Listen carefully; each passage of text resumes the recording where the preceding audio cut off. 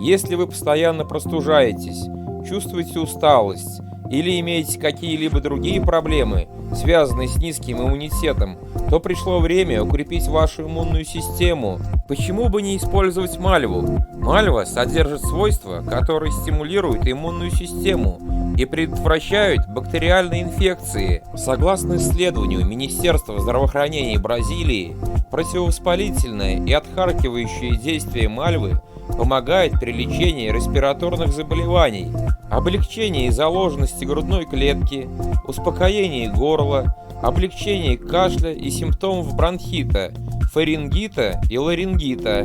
Она также предотвращает простуду и грипп. Чтобы приготовить сироп мальвы, вам понадобится 30 или 40 листьев мальвы, 1 стакан коричневого сахара. Тщательно промойте листья мальвы и дайте им высохнуть, чтобы удалить излишки воды. Затем добавьте ингредиенты в кастрюлю, делая чередующиеся слои. Один слой листьев, другой сахара. Последним слоем должны быть листья. Доведите все до среднего огня и варите, пока не станет похожим на мед. Храните в темной стерилизованной стеклянной банке. Если у вас их нет, заверните банку обычной фольгой. Храните сироп в холодильнике и употребляйте в течение 30 дней. Рекомендуемая доза составляет до 5 столовых ложек в день, в любое удобное время. При появлении симптомов простуды приготовьте этот сироп, чтобы ускорить выздоровление.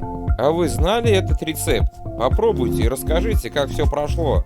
Внимание! Видео носит исключительно информационный характер. Все рекомендации должны быть строго согласованы с вашим лечащим врачом. Если информация была полезна для вас, прошу поставить лайк и подписаться на канал, чтобы не пропустить новые выпуски.